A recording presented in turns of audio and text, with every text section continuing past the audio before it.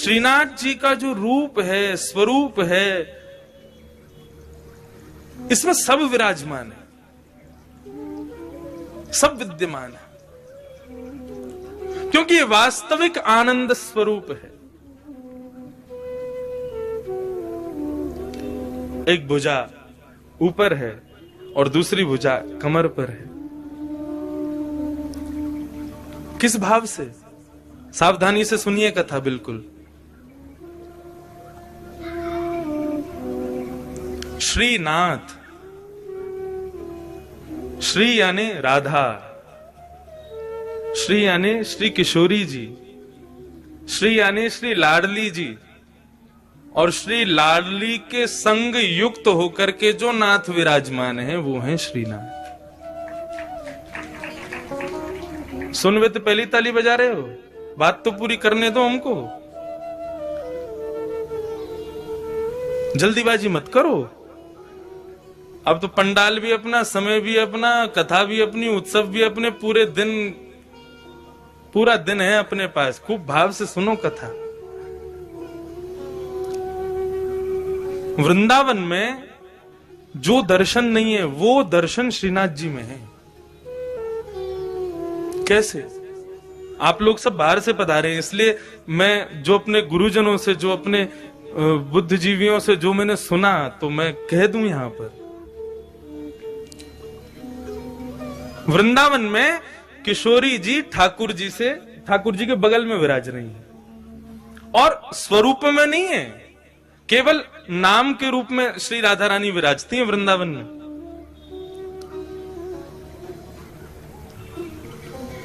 जब देखी वृषभानुजा हिय विच उठी है हुक, वंशी रह गई हाथ में फिर ना लागी फूंक। वृंदावन में श्री किशोरी जी अपना स्वरूप नहीं दिखाती। क्यों? क्योंकि एक बार ठाकुर जी मुरली का नाद कर रहे थे तो एक मयूर मोर नृत्य करता हुआ ठाकुर जी के सामने आया और ठाकुर जी को इशारा करने लगा, चलो हम आपको किसी से मिलवाने ले चलें।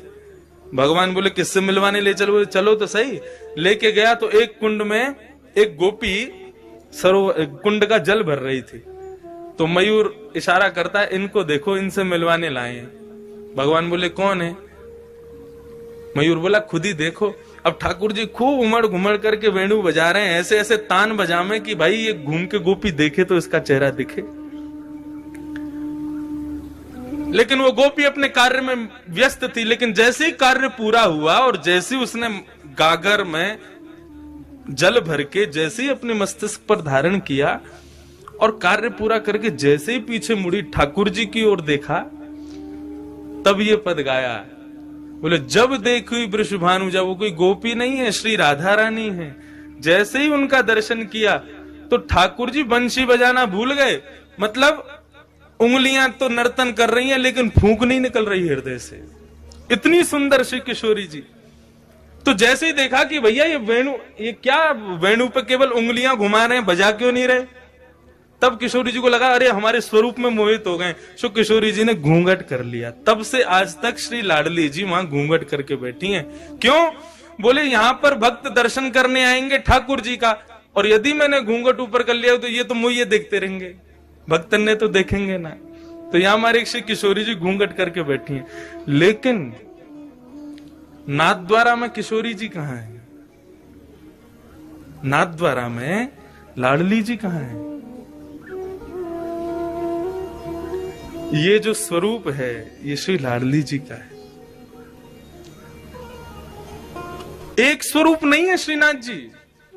ये दोनों स्वरूप जब प्रेम में उन्मुक्त होकर के एक हो गए तब श्रीनाथ स्वरूप प्रकट हुआ। अपनी पूर्ववर्ती कथा में भी मैं बता रहा था कि जब रास करते हैं ठाकुर जी तो दोनों के अंग का स्वरूप क्या होता है? बोले श्री किशोरी जी तो ऐसे नृत्य करती हैं, ये भाव है उनका, ये सदैव ऐसे ही नृत्य करती हैं। और श्री ठाकुर जी दोनों श्री विठलनाथ के रूप में जैसे दोनों कमर पर हाथ रख करके और इस प्रकार से ठाकुर जी नृत्य करते हैं। कभी आप रासलीला देखो तो काना मोर बने आयो, कैसे आवे? यूं ही तो आवे, अपने कंधे पे हाथ रख, अपने कमर पर हाथ लगा के। तो ठाकुर जी ज्यादातर नृत्य ऐसे ही करते हैं। अब नृत्य करना नहीं आता, नहीं करके बता देता मैं। अब भाव यही है कि बार बार ठाकुर जी नृत्य करते करते ऐसे ही हो जाते हैं। और श्री किशोरी जी ऐसे ही नृत्य करती हैं। एक दिन किशोरी जी जब नृत्य कर रही तो ठाकुर जी बोले, आज तो आप बहुत ही सुंदर लग रही हो। तेरो मुख नीको कि मेरो मुख किशोरी राधे। ठाकुर जी दर्पण देखें, दर्पण में किशोरी जी, जब ठाकुर जी और किशोरी जी दोनों देखें तो ठाकुर जी कहें, अच्छा लाडली जी यूं बताइयो, तुम्हारो मुख सुंदर है कि मेरो मुख सुंदर है? किशोरी जी कहें, जा प्रकार से अमावस्या में पूर्णिमा को चंद्रमा खिल जाए तो पूर्णिमा के चंद्रमा को देखवे के काजे सबन की दृष्टि व काली अंधियारी को भी देखे, वैसे ही आप हो। बोले आप तो ऐसे कार्य हो, आपको कोई देखो तो चावे ना है, लेकिन हम जब गौरांगी अपना पूर्ण रूप लेकर के आपके बगल में विराज जाए ना, तब लोग आपको देख लें हमारे मारे। ऐसा ठाकुर जी के संग विनोद करें श्री किशोरी जी। तो उस दिन ठाकुर जी बोले, आज तो आप बहुत ही सुंदर लग रही हो। राधा रानी बोली, हम तो सुंदर हैं ही हैं, बता का रहे। ठाकुर जी बोले, लेकिन हमारी इच्छा है रे कि आप हमारे सन्निकट आ जाओ, आप हमारे नजदीक आ जाओ। किशोर जी बोली, देखो ये सब सखियां नाच रही हैं, सब नृत्य कर रही हैं, सब रास कर रही हैं, अब हम इन सबन के सामने आपके समीप आमे ना तो हमको न कष्ट होवे। सो किशोरी जी तो आमे नहीं, ठाकुर जी बार बार ऐसे नाचते नाचते उनके बगल में पहुंच जाएं कि हमारे पास आमे। लेकिन ललिता, विशाखा और श्री यमुना, इन तीनों के हृदय में यह भाव आया कि ठाकुर जी की बड़ी इच्छा है रही है श्री किशोरी जी के आलिंगन की, हृदय से लगावे की, लेकिन हम लोगन के संकोच के मारे कर नहीं रहे। सो तीनों नृत्य करते करते वहां से अंतर ध्यान हो गए ताकि हमारा संकोच दूर हो जाए, हमसे जो संकोच है वो दूर हो जाए। जैसे ही तीनों वहां से प्रस्थान किए, ठाकुर जी ने और श्री लाडली जी ने देखी अब कोई ना है, अब तो समीप आ जाओ हमारे, आपको स्वरूप इतना बढ़िया मनमोहक लग रहा है। सो किशोरी जी तो ऐसे नृत्य करते करते और ठाकुर जी ऐसे नृत्य करते करते जैसे ही आकर के आलिंगन कियो है, सो आधो स्वरूप तो श्री किशोरी जी को और आधो श्री ठाकुर जी को श्रीनाथ रूप में प्रकट हो गए। बोलो श्रीनाथ प्यारे की जय। आप कभी गर्मी में यहां आना, मैंने तो अनुभव किया है। ठाकुर जी की जो उठी हुई भुजा है वो श्री राधा रानी है, और उस भुजा को जब आप देखेंगे तो उस भुजा में आपको गौर वर्ण का दर्शन होगा। अभी तो ठाकुर जी ने पूरा अंग ढका, केवल मुखमंडल दिखाते हैं, लेकिन कभी गर्मी में आप आओगे तब ठाकुर जी के श्री अंग का दर्शन कीजिएगा, आपको श्री किशोरी जी भी दिखेंगे। तो आधा भाग श्री लाडली जी हैं और आधा भाग श्री ठाकुर जी हैं। दोनों के रूप एक हुए तब श्रीनाथ प्रकट हुए।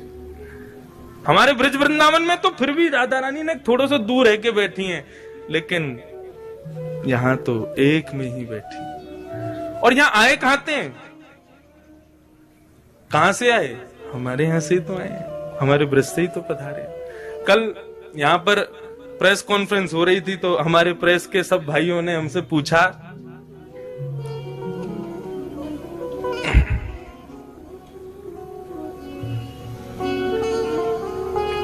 कि महाराज जी आप यहाँ कथा क्यों कर रहे हैं, तो उसके बहुत भाव बताए। एक भाव और आ गया मेरे मन में, अब नाथ द्वारा के जो लोग बैठे हैं वो इस भाव को सुन के कहीं हम पे गुस्सा मत करना, लेकिन हम ब्रजवासी हमारा भाव है, हमारे भाव आयो मैंने कि हम तो देखो ये हमारे आए हैं कि ब्रजवासी हैं, और जब भी ठाकुर जी को देखें तो पतो ना क्यों स्वतः ही मन में भाव आ जाए, ठाकुर जी 11 घंटा चल के आना पड़े आपके दर्शन के काजी, तब आकर के यहाँ पे गाड़ी पहुंचे आपके दर्शन हो में। फ्लाइट ते भी आओ तो 6-7 घंटा तो लग ही जाए, ट्रेन ते तो पूरी रात लग जाए।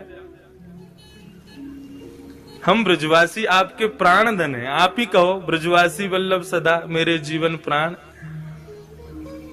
श्री गोवर्धन कभी कभी आपके बगैर सूनो लगे, तो हम ब्रजवासी पे कृपा करो, बहुत दिना विराज ली राजस्थान में, अब जल्दी ब्रजधाम वापस चलो।